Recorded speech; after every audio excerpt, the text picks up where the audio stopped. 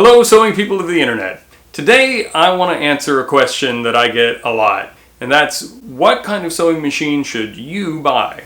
So right off the bat I just want to say I have an affinity for old sewing machines. I have a very low opinion of most of the new sewing machines that are available at your typical big box store. I don't have any experience with them, and I'm really not going to talk about them other than to say if that's what you have available to you, it'll probably sew and be fine.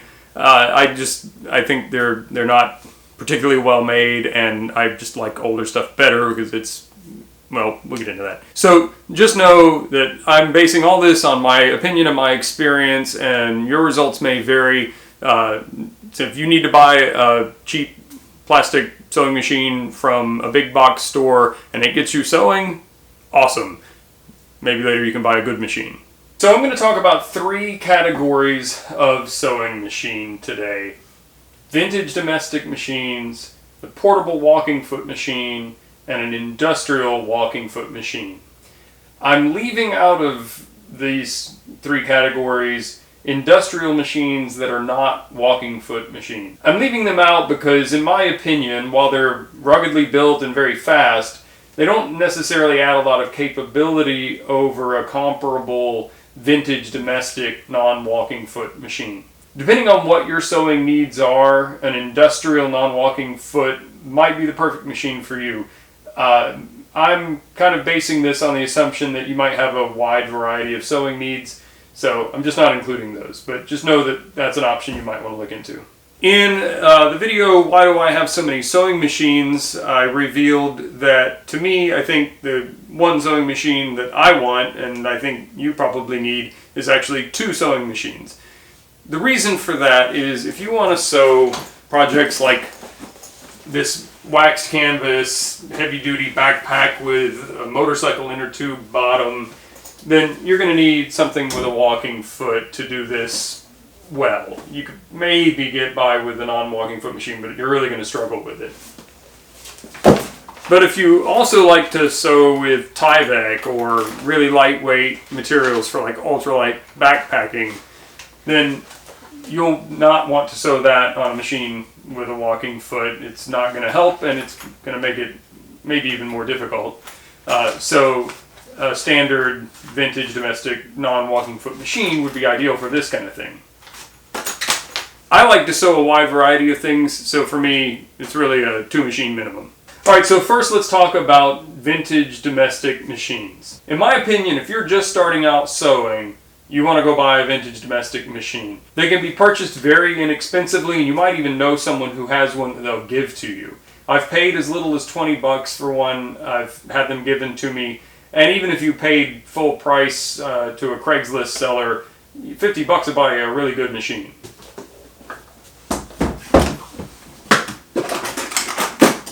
So when we talk about vintage domestic sewing machines, I consider them to come in two categories: the really old black cast iron body machines and the somewhat newer machines, to me, up till about 1970. There are plenty of machines made in the 1970s and 80s that could be completely serviceable. I started sewing on a 1987 machine, and while it worked, I don't think it's ideal for, heavier projects and stuff. So ideally, I stick to 1970 and prior. But again, that's just my preference, and if you have a 1980s machine that you like and it works, then that's awesome. I have four older black machines. They're all Singers, but there are definitely other brands out there. Pretty much all sewing machines are, variations on the same design. So, as long as it's a good quality machine, then I wouldn't worry too much about name brands. As long as it works, it works. This is my prized Singer Featherweight. This is a 1936 machine. Works like a charm. Maybe not a great example of something to look for at the yard sale or thrift store. If you find one, buy it, especially if it's, you're completely hiding this machine. Good boy. These machines tend to be a little bit more expensive than other machines of the era. They're really good machines, and they're highly prized by quilters. So, I mean, if you happen to have one or get one passed down to you, or if you find one at a great price, definitely buy it. I'm not suggesting that this is the machine that you should look for as a starter machine. In fact, it's probably not ideal just because of its small size. But I love this machine for sewing sil nylon or other lightweight fabrics. It works great for that. We'll come back to this machine and talk about what else it can do. As an example of kind of the later vintage machines up until the 1970s, this is my Singer 237.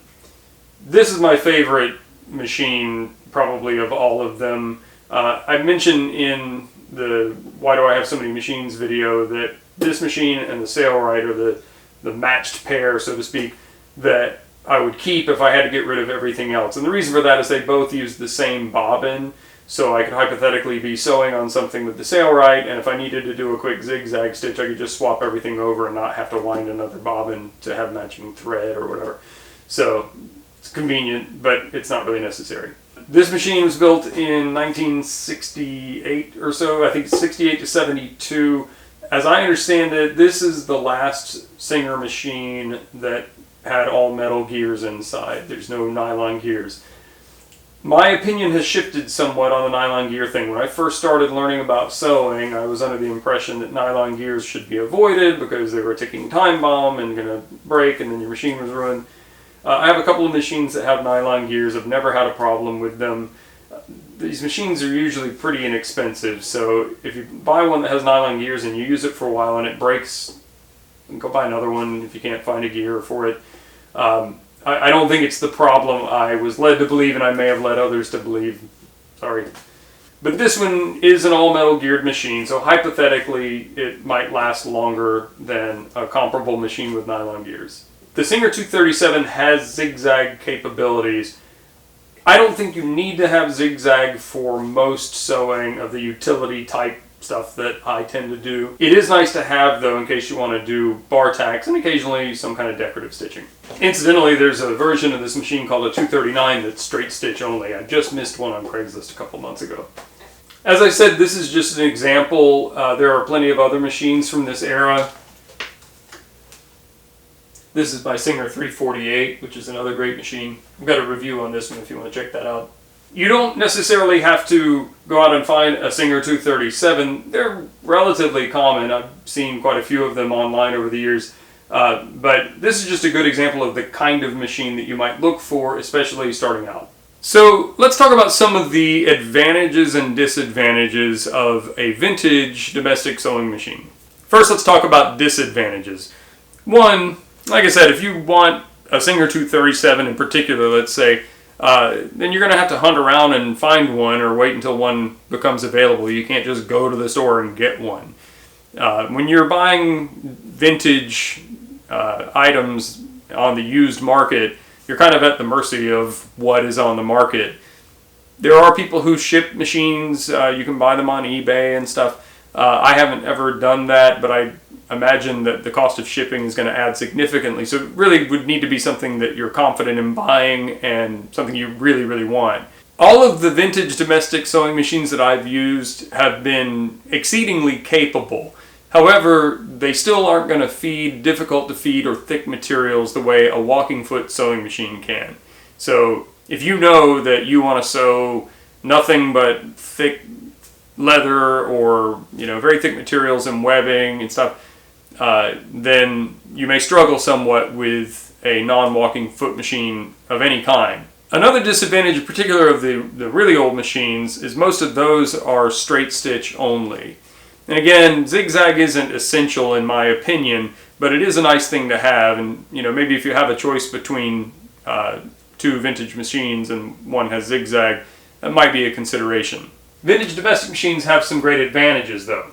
One, they can be had very inexpensively, even free. Older sewing machines are hiding in attics and basements everywhere. You may know someone who has one. I've said this in other videos, but if you want a sewing machine, let everybody you know that you want a sewing machine. You might end up finding out that somebody has one they'll give you. I routinely see sewing machines at thrift stores, usually for prices under $50 and sometimes well under $50. Another advantage is these older machines are very well built, especially when you get into the really old ones. Everything was over-engineered and we didn't have the planned obsolescence in our manufacturing at that point. So this 1936 machine still sews like brand new and probably will long after I'm gone. Plus, for me, there's something nice about appreciating the craftsmanship that went into these older machines. Even when I'm not using them, they're just beautiful to look at. Another advantage is versatility. Particularly with a zigzag model, you really get a lot of bang for the buck with a machine like this.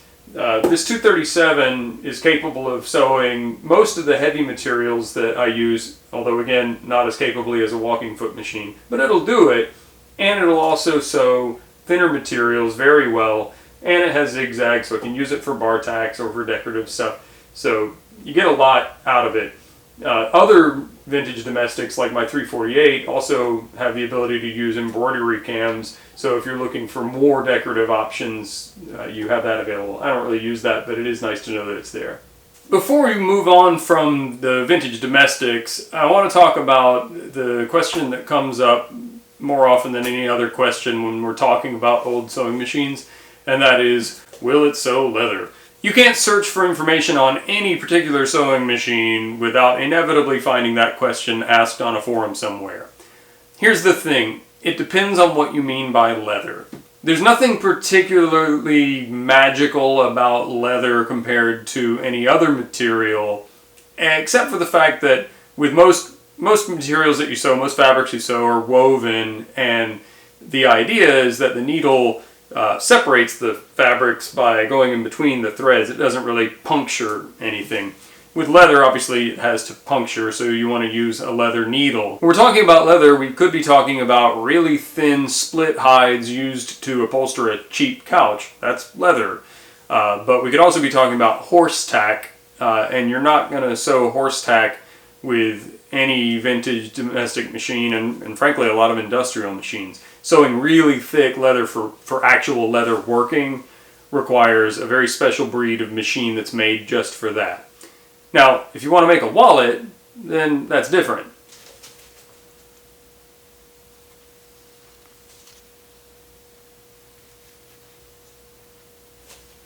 Alright, so just to demonstrate what I'm talking about here, this is some leather that I bought from a bag maker that sells their scrap pieces. I don't know how many ounces this is. It's a pretty soft leather, but it's not real thin. Definitely thicker than your typical upholstery leather. And this is definitely something you could make wallets or a messenger bag or a backpack or something out of if you wanted to make a leather bag. So I'm just going to demonstrate with the Mighty Singer Featherweight here. I've got a leather needle in. I'm running size 69 nylon thread, which is the thread that I use the most and is typically considered to be the thickest thread that you want to use in a domestic machine. It's pretty thin thread to use in leather, although when I worked for a leather bag manufacturer we use size 69 for a lot. So.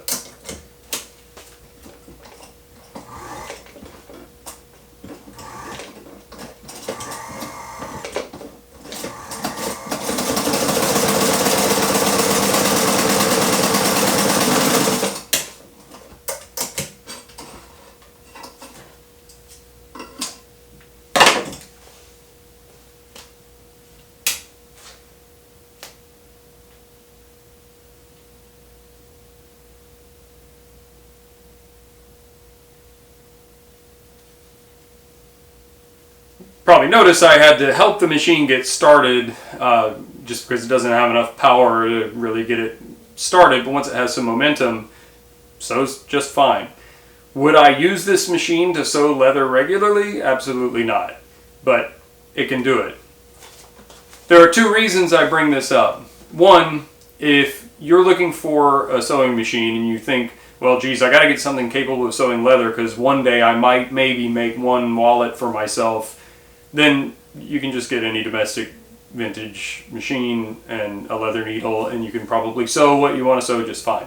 However, if you have an interest in sewing lots of leather, then be warned. Don't be fooled by the ads that you see on Craigslist where the seller says that this machine is industrial strength and can sew leather, because as you just saw, virtually any sewing machine can sew some leather. It doesn't mean that it's the right machine for that job. Alright, so that's vintage domestics. Let's move on to the portable walking foot machines. The next category of machine I want to talk about is the portable walking foot machine. The most well-known portable walking foot machine is the Sailrite Ultrafeed machine. Full disclosure, Sailrite gave me this machine a couple of years ago. I've done a couple of review videos and a whole bunch of videos with it. There are knockoff machines of this machine available for a lot less money. I am not a fan of them, but I don't have any personal experience with them. I have kind of ethical reasons why I think if you're going to buy a brand new machine, you should buy it from Sailrite. But I'm not going to get into that too much in this video. Basically, you can buy brand new Sailrite machines. Occasionally they show up on the used market, although they don't seem to be very common, and when I see them, they're priced pretty high. And then there's the Thompson mini walking foot machine, which is actually the machine that the Sailrite machine is based on. They entered into an agreement a long time ago and both produced the machine for a while. Now Sailrite's the only one that's left. I also have a Thompson. It's been in a couple of other videos, so I'm not going to drag it out, but it's basically the same machine. The portable walking foot machine gives most of the utility of an industrial walking foot machine in a very small package. I've been working professionally as a sewing machine operator for about 2 years now. I've probably used 15 different industrial walking foot machines. And while an industrial machine has some advantages over a compact machine like this, this machine seems to be every bit as capable as the industrials that I've used. I'm not going to get into what a walking foot machine is in this video. If you want to know more, then you can check out my review of the Sailrite and learn a bit more about that machine in particular. I've used this machine as my primary machine for the last couple of years and only recently moved to a full industrial machine. In my opinion, if you like to make the kinds of things that I like to make, backpacks, duffel bags, messenger bags, and utility items, then you could do a lot worse than a machine like this. I've made a lot of really cool stuff with this machine.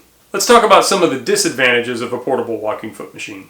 Probably the biggest one is these things can be quite expensive. The Sailrite Ultrafeed LS1 basic package, which is what I have, I think retails for around $800 now. I think the price recently went up a little bit. You get a lot for that $800, but it's a lot more expensive than buying a vintage domestic machine or honestly even a used industrial machine. Another disadvantage of this particular machine is it's quite loud. Compared to other sewing machines, it's not like it's a chainsaw or something. I've tried to find things to compare it to help people understand what they're getting into with this machine. You know, it's not like as loud as like running a blender or something like that, but it's just louder than you might expect a sewing machine to be. And again, if you want to see a comparison, you can check out my review of the machine. I don't want to scare people away from the machine just because of it being loud. If you sew in the same room that your partner is sleeping in, then this is probably not a good machine for that kind of circumstance. But in any realistic circumstance that you're using a machine, it's not going to be a problem. It's just louder than you might expect.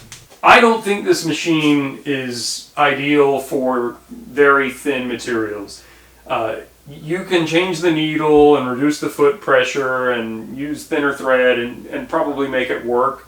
But if your interest in sewing is primarily sewing ultralight backpacking hammocks or other things out of sil nylon or Tyvek, then I wouldn't buy this machine. It's just not the right tool for that job. Let's talk about some of the advantages of the portable walking foot machine. First, as I mentioned earlier, I find this machine to be just as capable as the industrial machines that I've used for sewing thicker or harder to feed materials. But it comes in this small package that can easily be moved from place to place. You can take it to a friend's house to do a sewing repair. I've moved quite a bit. This is a lot easier to move. So it's a convenient package, but a lot of capability. Compared to the vintage domestics, this machine is currently produced and replacement parts are easily found. You can get support if you buy a Sailrite. They have good tech support to answer your questions. It's a lot less likely that a broken part will leave you unable to sew for an extended period of time while you try to hunt down a replacement part that may no longer be manufactured. If you buy one of these new or newer specifically, then you don't have the same concerns that you would have buying an old used industrial machine. You'll see when you see mine. This isn't a machine that's been used in a workshop or a factory for years and years and maybe or maybe not well maintained.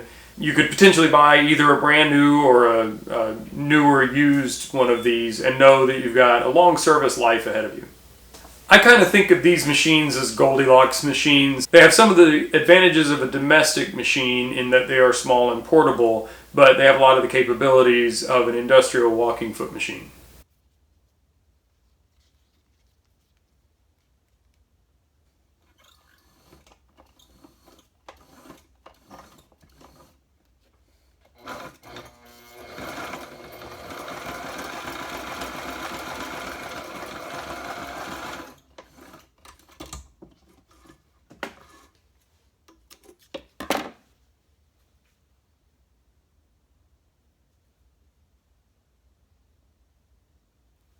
Okay, it's time to get serious.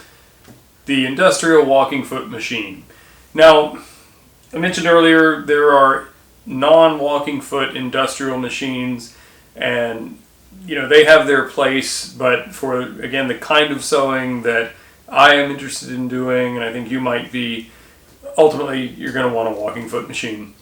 It just makes everything so much easier when you're transitioning between a couple of layers to multiple layers of material, or when you're sewing on webbing or sewing a piece of inner tube to the bottom of a backpack, that kind of thing. So ultimately, I think this is kind of where you want to end up eventually. I don't think this is a great place to start if you're looking for your first sewing machine. First, let's talk about some of the disadvantages of an industrial walking foot sewing machine. The most obvious disadvantage of a machine like this is that it's enormous, and it will be inserted into a table like this. I don't think there's any way you could really use one just sitting it on a tabletop. I don't think that would work at all. I could be wrong, but it certainly is not the way you should use it.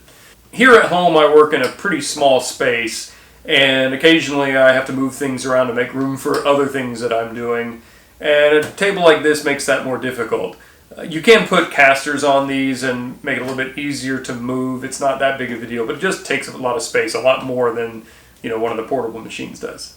Another potential disadvantage, depending on where you live, is that if you have a typical fabric store, hobby shop in your town, they probably aren't going to have industrial needles or bobbins or other parts that you may occasionally need.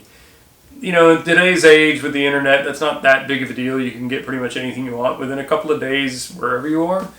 But, if you didn't realize you were out of needles and broke your last one and needed one today to finish a project, that would be a little bit of a bummer. So, you just need to know ahead of time that you want to make sure you have enough parts of that sort if you don't have an industrial sewing machine supply house in your town. The same probably applies for repairs. I don't know this for a fact, but I know a lot of fabric stores will have a sewing machine repair person they contract with who will come and pick up and drop off machines and service them and stuff. It would be very inconvenient to take this machine head to a fabric store, and I don't know that any of those type of repair people would work on these machines. They might, you'd have to check, but again, if you think that having some repairs done might be in your machine's future, you might want to look into that depending on where you live before you invest in a machine like this. Much like the portable walking foot machine, this machine is not ideal for sewing 1.1 ounce sil nylon or Tyvek or other thin materials. So if that's primarily what you do, then maybe you don't need a walking foot sewing machine. I recently made this Tyvek duffel bag, and I did use this industrial machine for making these zipper tabs and sewing the zipper in, because the other machine I was using was having a hard time sewing across these zipper teeth. So I did use it for that, but again, it's just not really great for these really thin materials. So there are some significant advantages to having an industrial walking foot machine. The table that I just talked about taking up a lot of space also provides a really great surface to work on. I work in an awning shop. I actually have this exact same machine at work, and we have a table that's about the size of a tennis court. This table doesn't provide quite that much space, but I'm not making awnings in this room either. But compared to sewing on a table, just having this nice flat surface is nice. And if you do have the space, you could integrate this into an even bigger table. Another advantage of an industrial machine is the ability to have a knee lift. Not all industrial machines will come with this. Probably most of them will, and I believe almost, if not every single one, is capable of using it. But once you start using this, it's very difficult to go back. For working on a project with some efficiency and trying to get work done, this is the way to go. Most industrial machines will use a larger bobbin than your typical home machine. That means a couple things. Primarily that you can put more bobbin thread on the bobbin and then have to change bobbins less often. That just helps you work more efficiently, and just having to change bobbins in the middle of a seam is kind of frustrating. It just reduces the number of times that happens. I'll talk about the other thing it does in a second. By the way, industrial machines come with a pretty wide variety of bobbin sizes. This one is fairly typical, medium, largish one. There is an even bigger bobbin than this, but your mileage may vary. So the other advantage to a larger bobbin relates to the other advantage about the machine that I was going to mention, and that is that with an industrial machine, you can use thicker threads.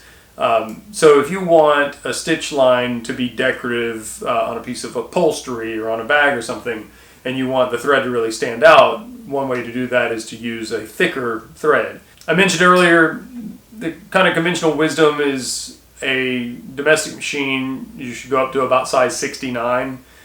The portable walking foot machine, I think Sailrite says it's designed for 92, which is the next size up from size 69. And you may be able to use bigger thread than that, but I wouldn't necessarily go a lot bigger. This particular machine, I've used 138 in it. I don't even know how high it can go. One thing to keep in mind, when I say industrial walking foot sewing machine, that's still a pretty broad category of machines, and some will be specifically for thicker threads and some will not. So again, you need to know the machine that you're looking at and what its capabilities are. But any industrial walking foot sewing machine is likely to use or be capable of using thicker threads than your home machine would. One other thing to consider if you are thinking about an industrial walking foot sewing machine is cost. It can vary quite a lot. Older machines can be pretty inexpensive. I've seen Singer 111s for as low as like $150 and pretty commonly in the $200 to $300 range. A machine like that, I've used them professionally. They're incredibly good machines. They don't have reverse, at least the older ones don't. That's not that big of a deal, probably, and there are ways to work around it. I think Alexander Dyer has a review video on a 111 where he talks about that. You might want to look for that. But if you see a good deal on a machine like that and you're wanting an industrial walking foot machine, I don't necessarily think I would be scared away by the fact that it doesn't have reverse. But keep in mind, some of those machines are from the 1930s or 40s and have been used hard in industrial applications. So you want to make sure that it's a well-maintained example and make sure it works. This machine is a Consew 206 RB1. I've kind of kept my eye out for one of these for several years now. I've been seeing them typically priced between like $700 and $1,000. I picked this one up for $450. It's a very well used example. It's definitely been ridden hard and put away wet, but it works. I just had to replace the bobbin case on it when I got it because the spring on the bobbin case had kind of lost its tension and I couldn't get the tension right. But once I replaced that, and it was cheap, I think it was $20 or less, and now this machine works very well. I would think for a decent condition, well-functioning walking foot industrial of this sort, you should expect to pay more than $500 up to maybe $1,000 or more, depending on the machine. You can buy a brand new example of this machine, the RB5 I think it is, for I think $1,400, something like that. It is still currently in production. I don't really know anything about how the currently produced ones compare to the older ones, but this one's been a fine machine, and we have newer ones at work that seem to be good. One thing I almost forgot to mention about industrial walking foot machines: older machines and less expensive machines are going to come with a clutch motor. That's what I have on this machine. And you can replace that motor with a servo motor, or some more expensive machines might come with them now. A servo motor will be a lot more controllable if you're newer or you're used to a home machine, but don't be afraid of the clutch motor. The one thing about the clutch motor, I'm going to turn it on now. So when it's on, it makes that electric motor sound the whole time that it's turned on, whether you're sewing or not. The machine itself is not particularly loud, but you have that constant motor running sound even if you're not using it. A servo motor is like a home machine. It's just silent except for when you're using it.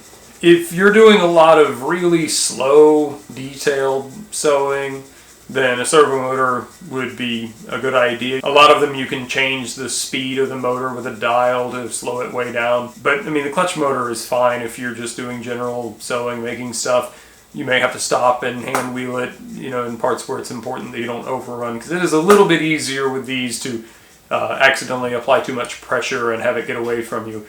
But I like clutch motors, actually. So in a nutshell, here is the Jason of All Trades official buying a sewing machine advice. If you're new to sewing or you want to learn how to sew, try to find a vintage domestic machine, hopefully prior to 1970 or so, and learn how to sew. Buy it for as little money as you can. Try to make sure that it works. If you find something at a thrift store or someplace, maybe Google it before you buy it and see if it's known to be problematic or has a bad reputation. But frankly, if it works, get it and sew with it. If you buy something for $15 or $20 and it lasts you for a few months and breaks, or you realize that you need something more capable, that's a pretty good investment. If you're already sewing and you're finding that the things that you want to sew are exceeding the capabilities of the typical vintage domestic non-walking foot sewing machine, and you don't have room for an industrial machine, then you can't really do better than a portable walking foot machine like the Sailrite Ultrafeed. And that machine's also available with zigzag capability, which would make a really versatile machine if you could only have one machine. If you have the room for it, and if you're pretty serious about sewing as a hobby, or if you maybe want to make it a part-time or even a full-time business, then the industrial walking foot machine, to me, is kind of the cream of the crop. When I'm serious about sewing something, I'm sitting in front of this machine. Sometimes I still like to play around with the vintage domestics, or if I'm working on a project with thinner materials, I'll use one of those machines.